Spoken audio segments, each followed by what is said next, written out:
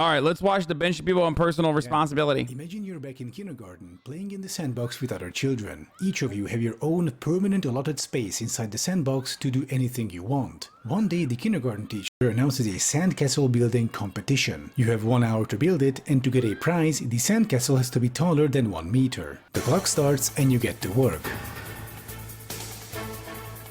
An hour later, the teacher tells all of you to stop and measures the sandcastles. Many of them surpass 1 meter, but yours is around 90 centimeters, so you don't get a prize. Whose fault is that? Well, it's yours, right? You had the time, you had the sand, others could do it, you couldn't. Thus, you cannot blame anything or anyone else. You are personally responsible for your sandcastle not reaching 1 meter. But what if, as you were building the sandcastle, another child kicked it over and you had to start again? Because of that, you couldn't build it tall enough in time and didn't get the prize. Are you personally responsible then? Most people would say no. So these are some clear-cut examples, but life is rarely that simple. Turns out, the sand inside the sandbox is not homogeneous. In some areas there is lots of cool, wet, sticky sand, perfect for building. Other areas have less, some barely any. What if your allotted space has very little sand? Is it your fault then if you can't complete the task in time? Not really, right? Obviously, the kindergarten teacher should have made sure that all kids have more equal amounts of sand to build with before announcing the competition, or at the very least there shouldn't be any gross differences. They could have dug up the sandbox a bit, mixed it up a bit so the quality is more even. But if they did, parents of the children with lots of sand might come in the next day screaming, saying how nobody can redistribute any of their children's sand because it was them, the parents, who carried it there in buckets, and their parents before them, and so on, so their child can build the tallest, best looking sandcastle now. They've built up all that generational sand and nobody has the right to take any of it. But if the teacher did redistribute... This is great. He's using the sandbox analogy to describe probability and intergenerational wealth, and then he's going to tie it back to Ben Shapiro constantly relegating the personal responsibility whenever he defaults, whenever, like, that's his default fucking criticism against, like, any sort of systemic change, and he's using basically the sandbox analogy for it, and it's a pretty good fucking video for that reason. Not that I pre-watched it, it's just like pretty basic shit. Stop saying pre-watched. Sorry for spoiling it. Listen, personal responsibility is the #1 way that fucking conservatives try to fucking default away from any sort of criticisms against the system. Just like the personal responsibility you have of avoiding the top of the hour ad break. Now, at the top of the hour, there's a 60-second ad break, right? And if you no longer want to see those ads, well, then you have the personal responsibility to subscribe or get a fucking gift subscription if you are lucky enough. But if you're not lucky, then you personally are responsible for subscribing for $5, but also you can subscribe for free with the Twitch Prime. That's how I know it's a good segue when motherfuckers actually start throwing snowballs and go, Poggo, snowball time, Poggo. Hasan's third leg, thank you for the 5 gifted subs. Buttmaster.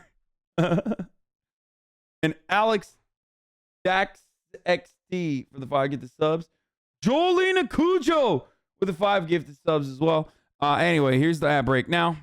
Okay, personally responsible for getting away from that. Due to the piece of ice just fell out of my cup and started spinning. With the sand, it would only have been a minor inconvenience for the sand-rich children, but for the children with little sand, it would have made all the difference. We know this because this has been standard practice in US kindergartens after World War II, right until the Reagan administration, and it's standard practice right now in Europe, producing better outcomes than in the US. On the other hand, even if a child has very little sand to start with, they can get some more from the janitor across the yard who has a big sand container. But doing so takes time and effort, and some of it falls out of your container on the way. Also, Kami Cole with the 50 gifted subs. Holy fucking shit, dude.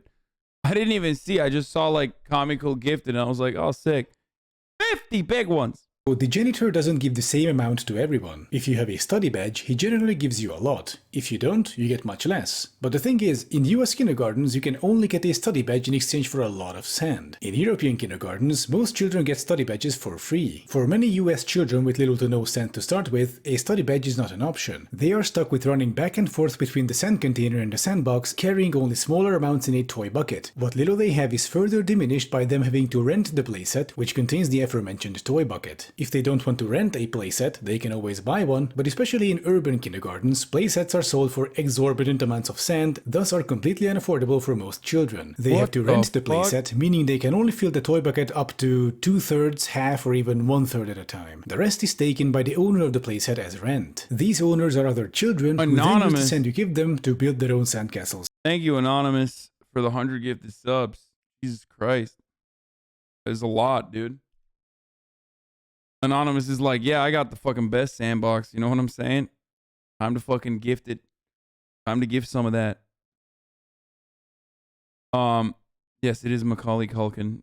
It's higher. So the competition starts and the children with abundant sand start building immediately. Other children with little sand start running back and forth between the sandbox and the sand container with partially full toy buckets. In addition, if they fall and hurt themselves during all the running around, the janitor will treat their injury only in exchange for a lot of sand. In Europe, the kindergarten teachers are responsible for the treating of wounds, not the janitors, and they do it in exchange for a small recurring sand contribution. After an hour, the competition is over. The children— Well, he's just fucking describing social safety nets in European social democracies that help Let's go almost 9 months. people to a certain degree with their sand endeavors. Who started with lots of sand all have big, tall, nice-looking sandcastles. The children who started with little to no sand have smaller sandcastles, despite having worked much harder. The children with lots of sand only had to run to the janitor for more sand once per minute. The children with little to no sand had to run twice or even 3 times, and yet the former group passed the 1 meter mark and got a prize while the latter didn't. And so the question is, are the children with little to no sand personally responsible for their failure? According to Ben Shapiro and people like him, yes. But for people who aren't rich sociopaths, the answer would be no. Clearly, the children's family background plays a huge role in whether they'll be successful or not, and family is one of those things you cannot choose. Ha, well,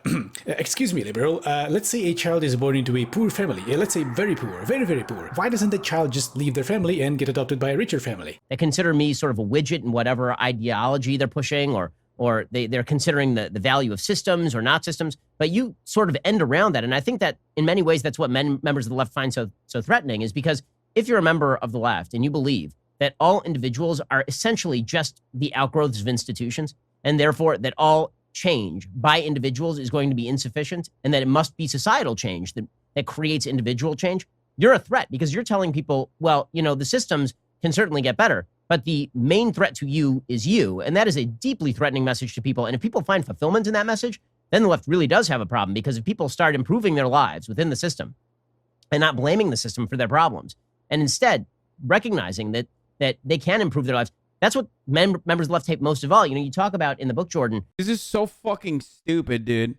As someone who has improved his life in incredibly meaningful ways, I recognize the fucking role that luck plays in my development. Okay? You do you. I had a really good spawn point. And I could have had a really bad spawn point, for the record. Like, I was born into a Turkish family. That could have gone really fucking south. You know what I mean? Instead of being born into a Turkish family that had the opportunity to fucking give birth to me in America so I could have a fucking American citizenship, and one that is so deeply true, yes, and you still don't do shit and live in luxury, sounds like you're fucking jealous, okay? That's all you sound like when you say that, okay? You're never going to be as important or as famous as Joe Rogan. Suck his nipples. Love how you're trying to be funny, but you fail every time. Oh, wow, a post that's not completely biased, not good. Oh, it's a fucking sock account. Okay. It's a bait sock. So again, I recognize, dude, why all of my fucking haters, dude, all of my haters are just like, dude, I can't believe how fucking luxurious your life is, dude. It's fucking bullshit. What do you want me to do, man? Like, yeah, that's my pet from yesterday. Okay, anyway, I did want to suck Joe Rogan's nipples. So, do you still think people can be happy without having a bunch of luck, though? Of course, dude. Of course people can still be happy. I talk about this all the time. Following for over a year. Human beings have a capacity to adapt to their fucking conditions. Like, even children that are born into like horrific conditions can find some form of solace, some form of comfort and improve slightly their own living circumstances, their material conditions, or find enjoyment in their everyday lives. Whereas like an American child born into an affluent family would fucking hate it. Like would hate being subjected to those conditions. Okay?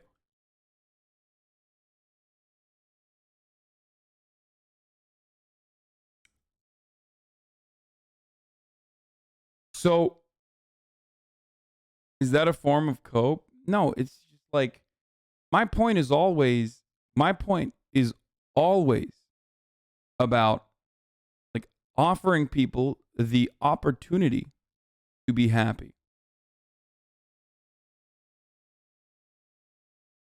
My point is always about like making it so that people have an easier time seeking out fulfillment, have an easier time finding fulfillment in things. Okay? Fixing some of their underlying material problems, solving some of their underlying material problems so that they too can fucking build however high a castle as they want to. Let's go. The fact that people are constantly coming up to you and they're saying things like, you know, I was leading a dissolute life. I read your book. I started taking your advice and I've turned it around and now I'm doing much better in life. And, you know, I'm blessed to have much the same experience from a lot of people who listen to the show, people who have been homeless, who now have graduated Harvard Law School, people who were single moms and then decided to take a college course and figure out their life. Yeah, people who are single moms. Not a victim of circumstance, by the way, but a victim to their own immoral ways. But now, luckily, they were able to fix their lives up and, you know, take college courses. Dude, he's just straight up fucking blasting it, dude. By the way, from homeless to Harvard because he watched Ben Shapiro is hilarious, dude. Even if that was real, which it clearly isn't. Come on, I'm not a fucking child. But even if that was real, oh my God, dude. First of all, that's one anecdote, which of course is nothing in the face of like the overwhelming amount of data that shows that your zip code or your family affluence greatly determines your future. A lot better. Your zip code can determine what your fucking annual income is going to look like better than anything else. It's the best predictor. That's ridiculous. But hey, Ben's got an anecdote, boys. He's got one homeless guy. Lives, people who've made mistakes and turned their mistakes around.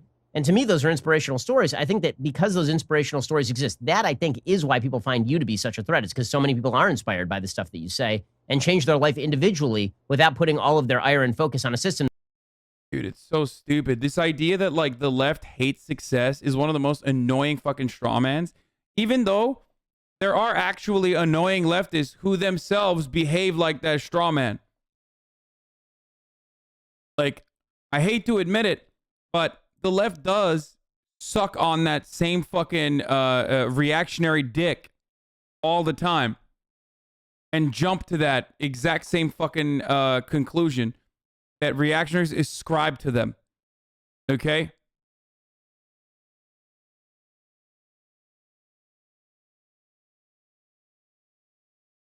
That the left is mainly focused on tearing down. I defy anyone to go read 10,000 comments on my YouTube channels. People like Ben Shapiro want to offer an individualist solution to a systemic problem. The extreme version of this argument would be the following. Imagine that during the days of slavery, one of the slaves complained about, well, being a slave, to which Ben Shapiro would respond by telling them to take personal responsibility and just escape to the north. Slavery, he'd say, will not be solved through big government overreach. That would be British imperialism. The north is there as an opportunity for anyone willing to take it. Clearly, the slaves in the south just aren't trying hard enough. I get success stories all the time from slaves, you know, except for John Brown. I wonder what Ben has to say about John Brown. who did try hard and did escape to the north and are now living a happy and free life. But these woke abolitionists only want to talk about ending slavery on a federal level but ignore what the slaves themselves could do to change their own situation. Alright, now this is not to say that personal responsibility is not important. It is, obviously. Nobody is denying that. The idea that the left ignores personal responsibility is an imagined hypocrisy right-wing shoutymen can gesture. Some leftists legit got mad at you for saying you hate waiting in line. Yeah, because they hate me. That's the difference. There's a lot of leftists that are fucking assholes. What do I always say? People regularly fucking forget that, like, just because someone subscribes to your ideology or claims to be a progressive or claims to be a leftist doesn't mean that they're a good person. Okay? They can still be an incredibly selfish, narcissistic, entitled little fucking baby. Decade of my life. Okay? Just because they are expressing their idiotic, self-centered narrative through a progressive framing doesn't change the reality that they're still idiotic and entitled babies. Talk a lot about people that hate you for someone that is respected and loved by so many people. Yeah, I mean, it's just like, I see it all the time. Towards. What percentage of the left ignores personal responsibility? Can we get some hard numbers, please? Individual and This reductio ad absurdum about slavery undermines the point, though. Yeah, if you're a fucking weirdo debate lord, Ben Shapiro has made that exact same argument about abortions. You know that, right? Ben Shapiro literally made this exact same argument. Okay, thanks, Twitch. Just take your personal responsibility about abortions, about women who have to get abortions. So what the fuck do you mean? He literally said, just go to Mexico. He's made that exact same argument about those who will be victim to climate change. Oh, just move. Just sell your house. The abortion one was this week. situation. Alright, now this is not to say that personal responsibility is not important. It is, obviously. Nobody is denying that. The idea that the left ignores personal responsibility is an imagined hypocrisy right-wing shoutymen can gesture towards. What percentage of the left ignores personal responsibility? Can we get some hard numbers, please? Individual anecdotes and Twitter screenshots aren't data, by the way. Some problems are too large and complex to be solved on an individual level. For example, the US obesity epidemic will not be solved through just encouraging people to eat healthy and work. Yeah. Or climate change is not going to be fixed by, you know, fucking using paper straws instead of plastic. Not. Corn Panda Bear, by the way, I didn't forget you. Thank you for the 5 get the subs. Work out more. The first half of the real solution is the authorities better regulating the food industry. What type of sugar can be used, how many grams per unit can be in our foodstuff, giving tax incentives to healthier products, limiting the amount of saturated fats per serving, and so on. The other part of this solution is creating walkable cities where people don't sit in their cars for 2 to 4 hours per day, but walk or cycle to the store, to work, or to public transportation. Once you have the systemic solutions in progress, then you can start with the individualistic solutions parallel to it. So remember, when it comes to large, complex problems, individual approach for rare exceptions, and systemic approach for results. And once again, to reiterate, this doesn't mean that personal responsibility isn't important. For example, when you're online, you should probably take some steps to protect your privacy and sensitive data. And that can be done through today's sponsor, Okay, there it is. Atlas VPN.